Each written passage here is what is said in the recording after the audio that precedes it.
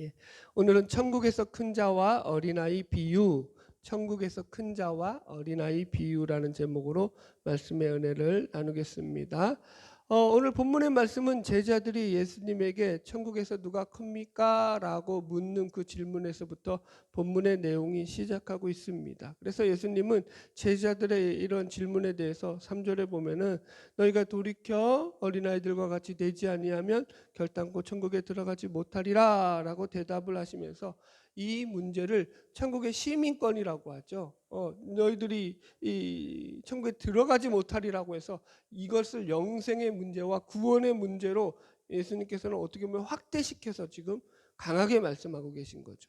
그러니까 너희들이 어린아이들과 같이 되지 않으면은 천국에서 누가 크고 작고의 문제가 아니라 아예 너희들은 천국에도 못 들어간다라고 이렇게 말씀하시는 거죠. 그래서 오늘 말씀의 주제가 도대체 어린아이 같다라는 게 뭐냐라는 그 의미를 생각하는 거죠. 그래서 예수님께서는 4절에서도 보면은 그 누구든지 그러므로 누구든지 이 어린아이와 같이 자기를 낮추는 사람이 천국에서 큰 자니라라고 말씀을 하십니다. 이것도 우리가 좀 생각해 봐야 될 게 뭐냐면은 자기를 낮춘다는 것을 그냥 겸손으로만 받게 되잖아요. 그러면 이제 말에 좀 어폐가 생기는 거예요. 어린아이가 겸손한가요? 라고 물어야죠. 어린아이는 겸손하지 않죠. 어린아이는 솔직하죠. 어린아이들이 이게 단순히 그러니까 이게 낮춘다라는 말을 그러니까 겸손하다라는 말로 받는 데는 좀 힘들다라는 거죠. 예. 여러분 애들이 겸손한 척 하는 거 봤어요? 나는 겸손이 힘들어 막 이런 거 봤어요? 그런 거 없어요. 제가 예전에 이제 어느 아는 목사님이 계셔가지고 그분에게 이제 인사차 방문을 해가지고 교제를 나누는데 이 목사님의 손주들이죠. 그 손주 가운데서 그 목사님의 사모님이 이 손주들에게 어떤 공부하는 걸 독려하려고 너희들 100점 맞으면 내가 10,000원씩 주겠다 이렇게 이제 약속을 하신 거예요. 근데 마침 제가 이제 그 목사님 방문했던 그날에 그 손주에게서 전화가 왔는데 100점이 맞은 거예요. 학교 갔다 왔는데 100점 맞았다고 온 거예요. 그래서 이제 10,000원 달라 이거죠. 근데 이제 저랑 이제 식사를 하느라고 밖에 나와 있었어요. 그래서 교제를 하느라고 나와 있어서 내가 손님 때문에 지금 못 주니까 다음에 전화 조금 있다가 나중에 이제 손님 보내고 준다고 그렇게 얘기를 했는데 이 아이가 말을 들어 먹어야죠. 이제 100점 맞았으니까 달라고 그때부터 이제 전화를 하는데 한 5분마다 한 통화씩 하는 거예요. 잊을만 하면 한 통화씩 10번을 해가 하여튼 들었어. 와 진짜 제 거짓말이 아니라 우리 집사람이 옆에 있으니까 증인이에요. 제가 아주 그냥 거기 속에서 야 참 이놈 참 맹랑하다 이걸 느꼈죠. 여러분들 끝까지 줄 때까지. 그래서 사모님이 결국은 어쩔 수 없더라고요. 결국은 이제 포기하고 이제 보내시더라고요.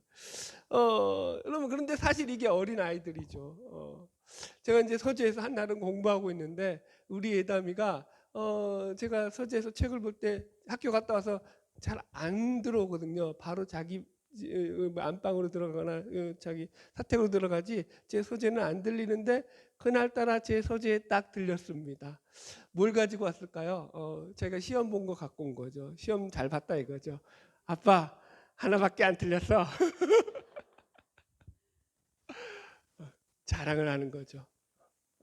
여러분 애들에게서는 겸손이라는 게 사실은 그 말뜻도 모를 뿐만 아니라 그게 잘 맞지 않죠. 그러므로 이 말씀의 의미를 도대체 우리가 어떻게 이해해야 되느냐를 좀 더 깊이 생각해 보아야 하는 거죠. 지금 여러분 예수님께서 말씀하신 이 어린 아이의 비유는요 2000년 사람들에게는 지금 예수님이 말씀하신 것들을 오늘날 우리들은 잘 이해가 안 가지만 예수님의 시대 사람들은 이 말이 무슨 말인지를 정확하게 이해했다고요. 왜 그러냐면은 시대적 상황 배경이 다르기 때문인 거예요. 2000년 전에 어린아이라는 표현과 지금 오늘날에 우리가 쓰고 있는 2000년 후에 오늘날 쓰고 있는 이 어린아이에 대한 표현은 완전히 다르거든요. 그러니까 2024년 우리 한국에 와서 예수님께서 만약에 이 말씀을 하신다고 할 때는 이렇게 지금 예수님이 본문에서 말씀하신 것 같이 너희들이 어린아이들과 같이 되지 아니하면 천국에 들어가지 못한다 이런 말씀을 못 하세요. 지금 이 시대 어린아이와 오늘날 어린아이가 완전히 다르기 때문에요. 예수님 그렇게 말하면 우리는 예수님이 무슨 말씀하시는지, 지금도 여러분들 무슨 말씀하시는지 못 알아들으시죠. 이 말씀의 의미를 지금 정확하게 모르시잖아요. 대충 느낌으로 감으로만 이해하고 있죠. 그죠? 자, 우리가 이런 배경을 가지고 이제 오늘 말씀에 본격적으로 말씀을 들어가 볼게요. 자, 우리 1절 읽으면서 시작합시다. 마태복음 18장 1절 시작. 그때 제자들이 예수께 나와 이르되 천국에서는 누가 크니까. 아멘.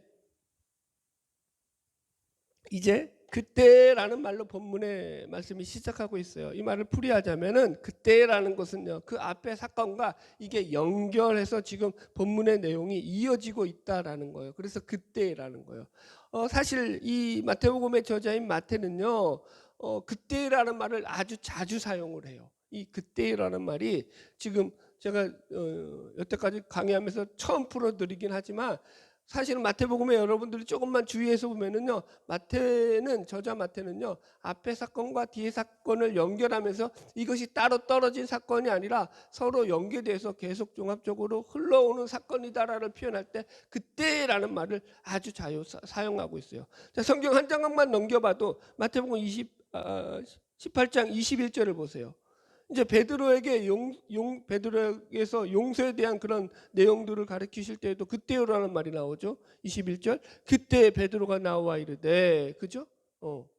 그리고 나서 조금 더 가면은 19장 13절도 보세요. 19장 13절. 이때 이 내용도 이제 예수님께서 어린아이들에게 안수하시는 장면인데, 여기서도 그때요가 나와요. 13절. 그때 사람들이 예수께서 안수하고 기도해 주심을 바라고 어린아이들을 데리고 오매 제자들이 꾸짖거늘. 그죠? 그때라는 말이 사용되고 있다고요. 20장 20절에도 그때 야고보 어머니가 이제 자기 아들들 높은 자리에 앉혀달라고 부탁할 때에도 그때라고 나와요. 그러니까 이 그때라는 말이 안 찾아봐도 돼요. 제가 이렇게 말씀드렸잖아요. 상당히 자주 등장한다, 마태복음에서. 마태가 쓰는 독특한 표현법이다라는 거예요. 자, 그러면은 지금 마태는 물론 이제 그 앞의 사건과 지금 본문의 사건을 연결시켜서 이 그때라는 말을 쓰고 있지만, 제가 볼 때 이 그때라는 말을 저는 이걸 어떻게 읽었냐면은, 제자들의 입장에서의 그때라는 말과 예수님의 입장에서 볼 때 그때라는 말이 서로 충돌하고 있었다라고 봐요. 자, 보세요. 제자들의 입장에서 그때라고 할 때는 그 앞에서 가장 대표적인 사건이 뭐가 있었죠? 변화선 사건이라든가 혹은 귀신 들린 아이를 고친 사건이 바로 그 앞전에 있었죠. 그죠? 그러니까 예수님의 신적인 능력이 나타나는 사건들이 있었죠. 그래서 제자들은요, 그 사건을 통해서 뭘 바라고 있었죠? 영광스러운 어떤 그 영광을 바라고 있었죠. 자신들이 누릴 영광을 구하고 있었죠. 예수님이 변화산 사건을 통해 가지고 세 제자에게만 하나님의 신성한 모습으로 변화되는 그 모습을 보여줬음에도 불구하고, 보세요, 이 세 제자들에게 너희들 내려가서 아무 말도 하지 마라고 경고했음에도 불구하고, 자, 베드로, 야고보, 요한이 이제 변화산에서 내려왔어요. 그리고 나서 제자들과 어울렸어요. 말은 안 하는데 그들의 그 예수님의 변화된 그 모습을 목격하고 내려왔던 이 세 제자의 그 풍기는 그 뉘앙스가 어땠을까요? 다른 제자들이 느끼는 뉘앙스가 어땠을까요? 이해를 못하는데, 여러분, 제가 이제 제 호주머니에 한 지금 100억 정도가 들어왔어요. 누가 갑자기 어느 성도가 목사님 교회 건축 다시 합시오 해가지고 그러니까 어디서 이제 저한테 100억을 갖다가 선교 공금으로 주고 갔다고 합시다. 만약 이제 가정이에요. 안 믿는구나. 다들 안 믿어. 여튼 그렇다 칩시다. 자, 제 호주머니에 지금 제가 100억을 넣고 지금 설교를 한 단에 올라왔어요. 여러분들에게 얘기한다고 합시다. 제 표정이 어떡할까요? 여러분들. 지금 이거보다는 훨씬 밝겠죠. 그냥 들떠가지고 말은 못하겠고 그러지 않겠어요? 그 분위기였다고요. 그러니까 지금 제자들의 입장에서는요, 계속 그때라는 게 뭐냐면은 예수님께서 영광을 누리실 그때가 점점 가까이 오고 있구나라는 것으로 느꼈다고요. 그죠? 그런 때인데, 반면에 예수님은 어땠을까? 예수님에게 그때는 뭐죠? 예수님은 계속 지금 보세요. 앞에서 예수님께서 계속 제자들에게 말씀하실 때마다 내가 이제 곧 죽을 거야 라는 죽음에 대한 얘기를 하셨다고요. 예수님 무슨 말씀을 하시는 거예요? 예수님이 모실 때 그때는 뭐예요? 예수님께서 이제 십자가에 달려 죽으실 그때를 생각하시는 거죠. 죽음의 때를 생각하시는 거죠. 제자들은 영광의 때, 예수님은 죽음의 때. 그러니까 이게 지금 어떡한 거예요? 완전히 상반되는 거죠. 그렇게 서로의 입장 차이가 극명하게 드러나고 있던 그때에라는 거죠. 이해하셨죠? 이 상황이 그렇게 되는 거예요. 그때에 제자들이 이렇게 예수님께 묻죠. 예수님께 나와 이르되 천국에서 누가 크니까. 예. 제자들이 지금 이 질문을 여러분 왜 하고 있을까요? 우리가 이걸 물어야겠죠. 질문에 대한 질문을 해야겠죠. 정말로 제자들이 지금 천국에서 누가 큽니까? 예수님 이렇게 물었을 때 여러분 그 속뜻을 생각해 봐야죠. 정말 제자들이 천국에 대해서 궁금해서 천국의 질서라든가 천국의 가치가 어떠한지가 알고 싶어서 이걸 묻는 건가요? 그게 아니겠죠. 왜냐하면 그 내용, 질문의 내용이 그렇지가 않잖아요. 천국은 어떤 곳입니까도 아니에요. 천국에서 뭐예요? 핵심은 뭐예요? 누가 크냐? 가장 큰 자가 누구냐? 이 질문을 하는 거예요, 여러분들. 그러니까 이게 이렇게 묻는 거예요. 제자들은 정말로 천국이 궁금한 것이 아니라 자신들이 그곳에 들어가서 차지할, 자신들이 누릴 영광된 자리가 궁금한 거죠. 얼마나 좋은 자리에 내가 앉을 수 있을까? 이 생각이 사로잡혀 있는 거예요. 그러니까 지금 기독교 신앙의 핵심은 언제나 죽음 뒤의 영광이거든요. 십자가와 부활이지 십자가 없는 부활은 없어요. 그죠? 그렇다고 만약 반대로 또 부활 없는 십자가도 없고요. 그러나 순서는 틀리면 안 돼요. 십자가와 부활이죠. 부활과 십자가가 아니에요. 그죠? 죽음 뒤의 부활이에요. 죽음 뒤의 영광이거든요. 기독교 신앙의 핵심은. 근데 제자들은 죽음은 없는 거예요. 영광만 있는 거죠. 그러니까 여기 속에서 지금 문제가 발생하는 거죠. 여러분들은 천국에 대해서 어떤 생각을 가지고 계십니까? 천국에 대해 궁금해 하시나요? 아니면 지금 제자들처럼 천국에서 누릴 자기들이 어떤 그 자리, 거기에 더 생각이 가 있지는 않나요? 천국에서 누가 더 큽니까? 라고 하는 이 질문 가운데서도요, 이 원어적으로 보면은요, 이 크다라는 말이 최상급으로 나와요. greatest예요. 최상급. 무슨 말이냐면은 천국에서 가장 큰 자가 누구입니까? 라는 거예요. 원래적인 질문은. 천국에서 가장 큰 자가 누구입니까? 천국에서 가장 큰 자가 누구죠? 하나님이시죠. 물으라 마라 뭘. 하나님보다 더 큰 존재가 어디 있어요? 그럼 제자들이 그거 몰라서 지금 이렇게 묻는 거예요? 아니죠. 지금 제자들의 마음속에서는요. 그러니까 하나님은 벌써 제껴져 있는 거예요. 하나님은 제껴져 있고 하나님에 대한 관심은 없고요. 별로 없고요. 자신들 가운데서 가장 높은 자리를 차지할 존재가 누구냐? 그게 이들의 가장 큰 관심사인 거예요. 그래서 예수님에게 사실은 이걸 묻는 거예요.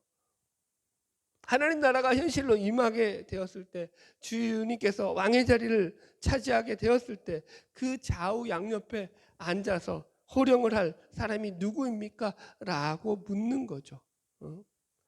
여러분 보세요. 이런 제자들의 질문은요, 앞으로도 계속해서 성경을 보면은 제자들이 이러한 삶 속에 어떤 자신들의 생각 속에서 그것을 가장 중요한 주제와 가치로 여기고 살았다라고 증언하고 있죠. 아까도 얘기했지만 마태복음 20장에 가면 세베대의 아들의 어머니, 즉 야고보와 요한의 어머니가 예수님께 나와서 주여, 주의 나라가 임하실 때에 우리 아들들에게 한 명은 좌의정, 한 명은 우의정, 주의 좌와 주의 오른쪽과 왼쪽에 앉게 하여 주시옵소서라고 청탁을 하죠. 그러자 그 얘기를 듣고 다른 제자들이 어땠다고요? 분해했더라. 격분했어요. 화를 냈다고요. 왜요? 자기들이 먼저 했어야 되는데 선수를 쳤으니까. 여러분 그런 거예요. 제자들의 마음은 온통 어떻게 더 높은 자리에 앉을까 거기에만 가득 차 있었죠. 여러분 말이라는 것은요 자기가 마음에 품고 있는 것이 나오는 거거든요. 그러니까 제자들의 마음에는요 지금 죽음에는 관심이 1도 없는 거예요. 오로지 자신들이 차지할 영광에만 온 마음이 가 있더라는 거예요. 그리고 그런 자신들의 욕망을 이루어질 그곳이 바로 천국이라고 그들은 생각했던 거죠. 그래서 제가 아까 여러분들에게 물었잖아요. 과연 천국은 어떤 나라이냐라고 말입니다. 여러분 천국은 어떤 나라일까요? 여러분의 욕망을 이루어주는 그런 곳일까요? 뭐 그것도 없진 않아요. 우리의 욕망이 다 이루어지겠죠. 우리의 욕망 그 뭐라고 표현할까요? 욕망 따위조차도 이루어주지 못하는 곳이 천국일 수는 없죠. 그건 아주 천국에서는 하찮은 수준이죠. 우리는 그 어느 목사님 그러더라고요. 천국에 가면은 길바닥이 전부 다 금으로 돼 있다고요. 자, 길바닥이 천국이 금으로 돼 있어요. 그러면 그게 금인 거예요? 아닌 거예요? 더 이상. 아니, 금이 넘쳐 있는데 그게 무슨 가치가 있냐고요. 금이 희수성이 있을 때 금의 가치가 있는 거지. 그런 거죠, 여러분들. 그래서 여러분, 우리가 천국을 늘 잘 묵상해야 돼요. 할렐루야.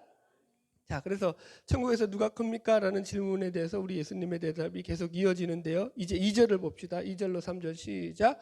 예수께서 한 어린아이를 불러 그들 가운데 세우시고 이르시되 진실로 너희에게 이르노니 너희가 돌이켜 어린아이들과 같이 되지 아니하면 결단코 천국에 들어가지 못하리라. 예, 이렇게 말씀하셔요. 너희가 돌이켜 어린아이들과 같이 되지 아니하면 천국에 결단코 들어가지 못한다. 예수님은 지금 이 천국에 들어가는 문제로까지 이 제자들의 질문을 확장시켜서 그렇게 말씀하고 계신 거죠. 천국의 시티즌십이죠. 천국의 시민권. 그래서 우리가 여기서 먼저 생각해 봐야 될 것은 이건 영생의 문제고 구원의 문제거든요. 그래서 이것과 연결시켜 생각해 봐야 돼요. 여러분 지금 왜 예수님께서는 천국에서 누가 큽니까? 라는 이 제자들의 질문을 천국의 시민권을 얻는 문제예요. 영생의 문제예요. 구원의 문제로까지 확대시키고 계실까요? 제가 생각할 때는 바로 이런 거죠. 아까도 제가 처음에 설명했듯이 제자들이 가지고 있던 그 생각들의 오해, 그들이 가지고 있던 잘못된 생각들에 대해서 하나님 나라에 대한 오해를 예수님은 어떻게 하든지 지금 성경에서 말씀을 통해서 바로잡고 계시고 싶으셨던 것 아닐까. 너희들이 지금 천국을 마치 너희들이 따놓은 당상처럼 이야기하고 있는데 천국은 그런 것이 아니야. 너희들이 지금 이 어린아이들과 같이 되지 않으면 천국에 들어가지 못할 수도 있어 라고 지금 강력하게 경고하시는 거죠. 자, 보세요. 그 뒤부터 예수님은요 말씀을 매우 과격하게 하셔요. 우리가 다음 주에 살피겠지만 실족의 문제를 다룰 때도요 6절에 보면은요 예수님이 뭐라고 말씀하시는지 보세요. 6절 같이 볼게요. 누구든지 나를 믿는 이 작은 자 중 하나를 실족하게 하면 차라리 연자 맷돌이 그 목에 달려서 깊은 바다에 빠뜨려지는 것이 나으니라. 쌀벌하죠. 연자 맷돌을 메고, 그러니까 아주 큰 돌을 메고 바다에 빠뜨려 죽으라는 거예요. 예수님 말을 어떻게 그렇게 쌀벌하게 하시는지 모르겠어요. 근데 7절은 더해요. 보세요. 8절 보세요. 만일 내 손이나 내 발이 너를 범죄하게 하거든 찍어내버려라. 손발을 찍어내버리라고 말씀하시죠. 장애인이나 다리 저는 자로 영생에 들어가는 것이 두 손 두 발을 가지고 영원한 불에 던져지는 것보다 낫다. 9절도 내 눈이 너를 범죄하거든 빼내버려라. 저는 여러분들에게 이렇게 못해요. 여러분들이 아무리 죄를 줬어도 여러분 손 잘라버리세요. 여러분들 눈 뽑아버리세요. 그럼 그 눈 가지고 있어서 뭐에 뽑아버려야지. 이렇게 설교 못한다고요. 그죠? 얼마나 우리 기분 나쁘겠어요. 근데 예수님 지금 얼마나 그러니까 지금 제가 뭘 얘기하는 거예요? 예수님의 표현이 과격하다고 하는 걸 알려드리는 거죠. 예수님의 표현이 과격하다는 것은 지금 예수님의 감정이 그만큼 격해 계시다는 그런 뜻이 되는 거죠. 이해하시겠죠? 예수님의 감정이 지금 막 어떻게 보면은 지금 막 올라와 계신 거예요. 왜 그러시죠? 제자들이 예수님의 뜻대로 예수님의 바람대로 그들이 서 있지 않기 때문인 거죠. 예수님은 이렇게 제자들이 세워져 나가기를 바라는데 그들은 예수님의 생각과는 정반대의 길로 자기들이 달려가는 거죠. 그러니까 예수님이 지금 과격하게 나오시는 거예요. 우리도 그러죠. 자녀들에게 말을 안 들으면 처음에는 그죠? 고분고분하게 얘기하죠. 그것 좀 치워. 그런데 안 치웠어요. 야, 치우라고 했잖아. 그래서 또 안 치웠어요. 이제 좀 세지죠. 야, 치우라고 했지? 치우고 놀자. 그런데 이제 안 듣죠. 그럼 어떻게 하죠? 그다음에 다다다다다가 되는 거죠. 예수님은 지금 상태가 어떤 거예요, 지금? 1, 2, 3을 지나가지고 마지막 다다다다의 단계가 되신 거죠. 여러분들. 자, 그래서 우리가 도대체 여기서 천국은 어린아이들과 같이 된다라는 어린아이들과 같이 된다는 말이 무슨 말인지를 우리가 이제 오늘 가장 중요한 주제죠. 이 말의 의미를 좀 더 깊이 생각해 봐야 되는데요. 먼저 여기 보면은 한국말로는 잘 풀어낼 수 없는 용어가 나오는데요. 우리 한국어는 번역이 좀 그래요. 그런 것들이 많아요. 원어대로 읽어드리면 2절을 보세요. 예수께서는 한 어린아이를 불러 그들 가운데 세우고 이렇게 나오잖아요. 이걸 원어 그대로 풀이하자면 이렇게 되는 거예요. 예수께서 한 어린아이를 불러서 그것을, 그 어린아이를 가리켜서 그것이라고 사물을 지칭하는 it를 써요. 그것을 그들 앞에 세우고 이렇게 나와요. 원어로 보면은. 어린아이를 그것으로 지칭했다는 게 우리가 가장 첫 번째 살펴야 되는 거예요. 어린아이가 남자면은 이 영어 문화권은요, 헬라어도 마찬가지요. 이런 언어들은요, 전부 다 뭐가 중요하냐면 성과 수가 중요하거든요. 그래서 복수냐 단수냐, 남성이냐 여성이냐, 중성이냐 이걸 확실히 구분한다고. 우리는 대충 넘어가지만 한국말은. 그래서 영어에서도 이 아이가 남자아이였으면 힘을 썼을 것이고요. 이 아이가 여자아이였으면 허를 썼을 거란 말이에요. 근데 그거 안 쓰고 이 아이를 그냥 이시로 표현했다고요. 그러니까 아이의 존재 가치에 대해서 지금 인정했다는 거야, 안 했다라는 거야? 안 했다. 이 얘기하는 거예요. 이게 첫 번째 내용이에요. 그리고 나서 3절에 보면은 너희가 돌이켜 어린 아이들과 같이 되지 아니하면 결단코 천국에 들어가지 못하리라 라고 나와요. 목사님들이 이 말도 참 여러 가지로 해석을 하셨어요. 저 뭐 열심히 찾아봤겠죠. 할 수 있는 것은 열심밖에 없으니까. 그래서 이 어린아이들과 같이 된다라는 것을 어떤 목사님들은 순수해져야 한다, 어린아이들처럼 이렇게 해석하기도 하고요. 아까 얘기했듯이 겸손해져야 된다라고 해석하기도 하고요. 또 어린아이들의 특징 중에 하나가 의존성이잖아요. 의존성. 하나님을 절대로 의지해야 한다, 뭐 이런 식으로 여러 가지로 해석을 해요. 그런데 원문을 보면요, 그런 말이 아니라는 걸 알 수가 있어요.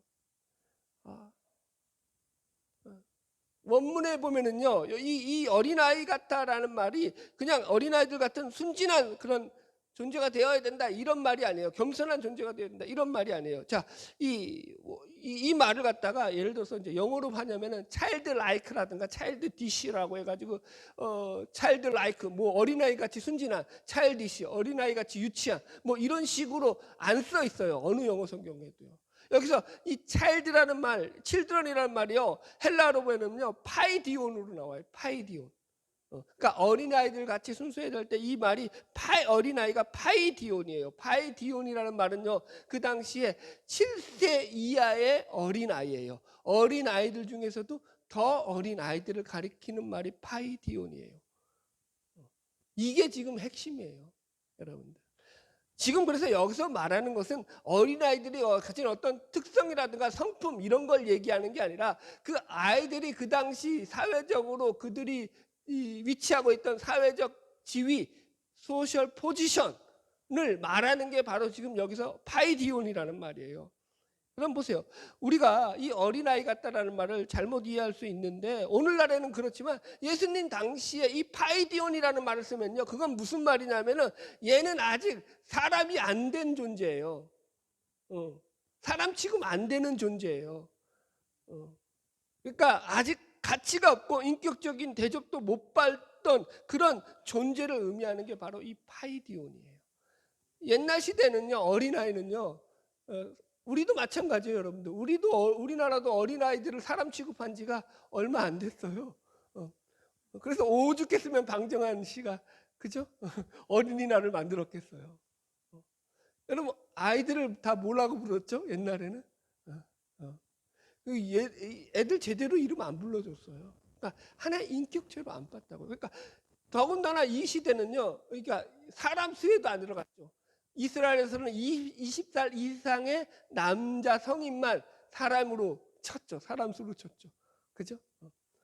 여자들도 사람이 안 들어갔고요. 더군다나 어린아이들은요, 그거보다 훨씬 못했죠. 그런데 7살 미만이에요. 7살 아래예요. 그러면은 더 이 아이는 가치가 없었던 거죠. 그래서 어린 아이를 가리킬 때 앞에서도 그래서 이 아이를 가리켜서 이씨라고 했다라는 거죠. 그게 그냥 그 시절에 당연한 거예요. 얘는 무슨 사람으로서 인격적 대접을 받아야 될 그런 존재가 아닌 거예요. 오늘날에는요. 그러면은 뭐가 되죠? 그거 뭐 애들 그거 뭐라고 하지? 그거 폭력하는 아동 학대가 되죠. 오늘날엔 큰일 나요. 어느 날 그랬다가는요, 애들이 신고해요. 우리 엄마 아빠가 나왔대요. 실제로 미국에서 그랬어요. 애가 신고해가지고 엄마가 감옥에 가고. 그런 일이 있어요, 여러분들. 여러분, 그러니까 이게 지금 그 얘기하는 거죠. 그렇다고 이걸 또 잘못 해석해가지고 천국에 들어가면 너희들이 그러니까 무가치한 존재가 돼야 돼. 투명인간처럼 살아야 돼. 이렇게 이해해서도 또 잘못된 거예요. 자, 다시 처음으로 돌아가서 말씀을 생각해 볼게요. 지금 예수님의 이 대답은 제자들이 천국에서 누가 큰 자리를 차지할 수 있느냐라는 질문으로부터 주어진 대답입니다. 그러니까 이 질문은 천국이 어떤 나라이냐가 질문의 본질이 아니라 자신들이 차지할 수 있는 자리, 자신들이 사랑함으로써 자신들이 추구할 수 있는 욕망에 대해서 그것이 어떻게 이루어질 것이냐를 묻는 질문이었죠. 그게 본질이었다고, 이 질문의 본질이었다. 예수님은 그 질문의 핵심을 아시죠. 그러니까 그 질문에 대해서 이렇게 답하시는 거예요. 지금 본문의 대답은 누구든지 너희들 가운데 너희 자신을 사랑함으로 인해서 너희가 너희의 욕망을 가지고 너희가 더 높은 자리로, 더 큰 자리로, 더 큰 권력을 얻기 위해서 너희의 삶을 살아간다면 너희들은 결코 천국에 들어가지 못할 거야 라고 얘기하는 거죠. 이해가 되셨나요? 네. 그러니까 이거는 지금 인간의 죄성과 하나님의 나라를 비교해서 설명해 주시는 거예요. 인간이 가진 그런 죄성이죠. 자기를 사랑하고 자기중심성에 빠져서 자기를 높이려고 하는 그런 마음을 품고서는 절대로 천국에 들어갈 수 없다는 거죠. 천국은요, 좁은 문이에요, 여러분들. 좁은 길이에요. 누구나 난 그냥 예수 믿고 교회 나오니까 다 들어갈 수 있어. 저도 그렇게 하면 얼마나 좋겠어요. 자, 3절의 말씀을 다시 보면 그래서 너희가 돌이켜 어린아이들과 같이 되라라고 말하잖아요. 여기서 돌이키다라는 말의 원어도요. 이게 회심하다, 회개하다, 완전히 뒤로 돌아서는 거, 회개를 의미하는 거예요. 그러니까 네가 여태까지 살아왔던 삶의 생각들, 자세들, 태도들을 완전히 돌아서서 그 삶의 길 여정에서 이제는 그 길의 반대로 그 길이 아닌 다른 길로 가지 아니하면 너희들 천국에 못 들어간다. 이 말이 되거든요. 찔리지 않나요? 안 찔리시나요? 그럼 여러분들은 여러분 돌아서야 되죠. 근본부터 잘못되었다고요. 뿌리부터 잘못되었다고요. 그 얘기하는 거죠. 이걸 또 오해해가지고 난 그래서 이제 회사에서도 높은 자리에 올라가면 안 되겠구나. 나는 아무런 직책도 맡으면 안 되겠구나. 아주 그냥 이해력은 저기 밭에다가 뿌려두고 왔는지 그렇게 하는 분들도 있어요. 그 얘기 아니죠. 자, 우리 4절 읽읍시다. 시작. 그러므로 누구든지 이 어린아이와 같이 자기를 낮추는 사람이 천국에서 큰 자니라. 이제 예수님은 그러면서 명확하게 천국에서 큰 자가 누구인지를 설명하시죠. 어린아이와 같이 자기를 낮추는 사람이다. 그래서 이 낮추다라는 말도요, 원어로 보면 타페이노라는 말이거든요. 이게 그냥 단순하게 자기를 낮춘다, 겸손하다. 제가 그거 아니라고 했죠, 처음부터. 겸손은 겸손인데 그냥 이런 어린이들이 가진 어떤 성품적인 특성으로서의 겸손을 이야기하려고 하는 게 아니라는 거예요. 자꾸 그렇게 생각하면 안 돼요. 아이들마다 여러분들 보세요. 어린이들하고 다 성품이 똑같나요? 특성이 똑같나요? 아니에요. 전혀 달라요. 어떤 애들은 순정적인 애들이 있죠. 어떤 애들은요, 당돌한 애들이 있죠. 아까 예를 들었던 애처럼. 그죠? 어떤 애들은요, 내성적이고 조용한 애들이 있어요. 어떤 애들은요, 외형적이고 자기를 드러내는 애들이 있어요. 애들이 어디 놀러 갔다 왔잖아요. 그러면 이제 반에 가서 큰 소리로 자랑하면서 지가 했던 걸 자랑하는 거죠. 애들한테 떠들면서 막 그러면서 이제 영웅이 되고 싶어가지고 그런 애들이 있죠. 또 반면에 내성적인 애들은요, 학교 가가지고 자기가 아무리 좋은 일을 했어도 입 꾹 다물고 말 한마디도 안 하죠. 다 달라요, 여러분. 그러니까 이게 어떤 개인의 어떤 애들의 성품과 특성을 가지고 이거 이야기하면 안 돼요. 제가 이 본문을 가지고 영어 여러 성경 이 번역서들과 영어 성경 번역서들을 다 찾아봤는데 그나마 NIV 성경이 제일 이 부분을 잘 번역해 놨어요. 이 부분을 어떻게 번역해 놨냐면은 더 lowly 포지션으로 해놨어요. 낮추는 것을 갖다가 lowly 포지션이라고. 이게 뭐냐면 낮은 자리를 취하는 거다. Take the lowly position. 낮은 자리에 처하는 거야. 낮은 위치에 처하는 거야. 이렇게 번역을 해놨어요. 그러니까 어린 아이들 같이 형편없는 위치, 형편없는 자리에 처했던 것처럼 너희들도 그 형편없는 위치로 낮아져라. 이 이야기를 하고 싶었다라는 거죠. 그러니까 한마디로 낮은 위치에 거라는 거예요. 삶의 자세를 낮추라는 거죠. 이게 무슨 직장에도 다니지 말고 알바만 하고 자리가 있으면 무조건 사양하고 높은 자리에 올라가지 말고 그런 얘기가 아니라 너희가 어느 자리 어느 위치에 있더라도 너희들의 삶의 태도와 자세가 늘 낮은 위치 낮은 자세를 가지고 살아야 한다. 여러분들 아멘 하면 여러분들은 진짜 대단하신 거예요. 누가 아멘이 되냐고요. 기분 나쁘죠. 안 그래요?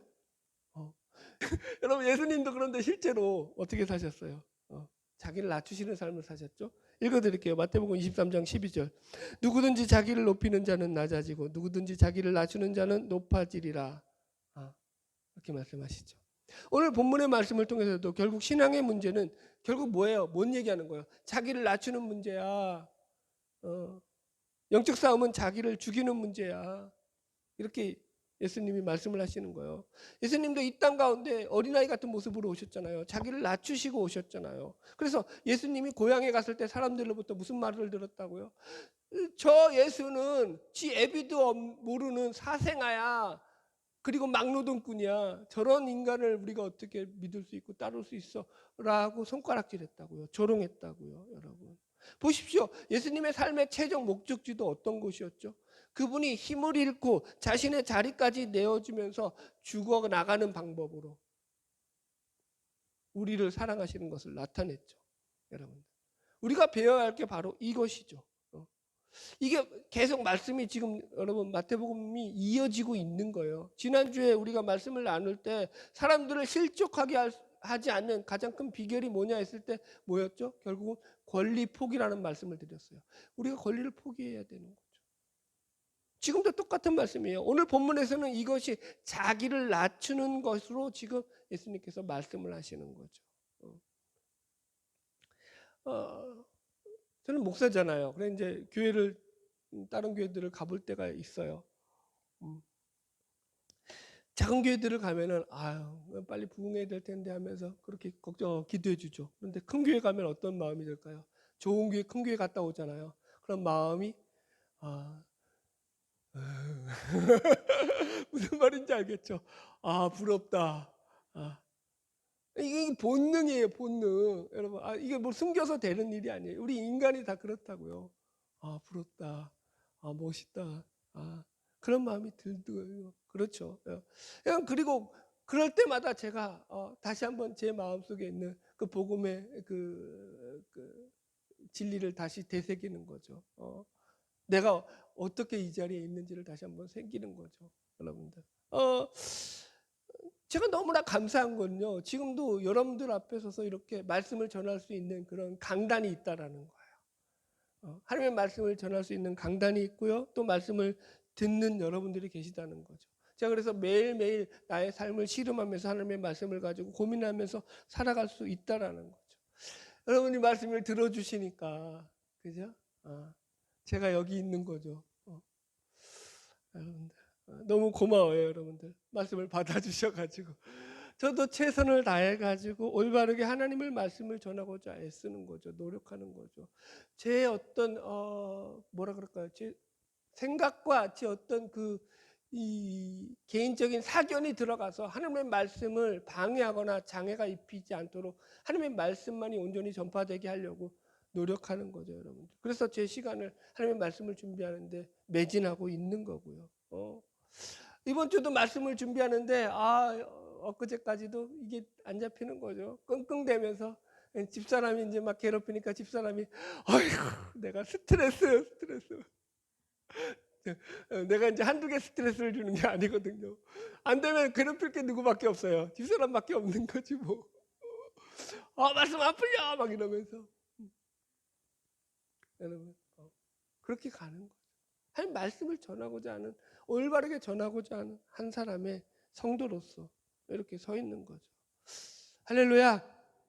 결론의 말씀입니다. 여러분 우리 교회에서 또 그리고 우리 가정에서 하나님의 나라가 이루어지려면 어떻게 해야 되는 거죠? 다 어린아이들 같이 낮아져야 되는 거죠.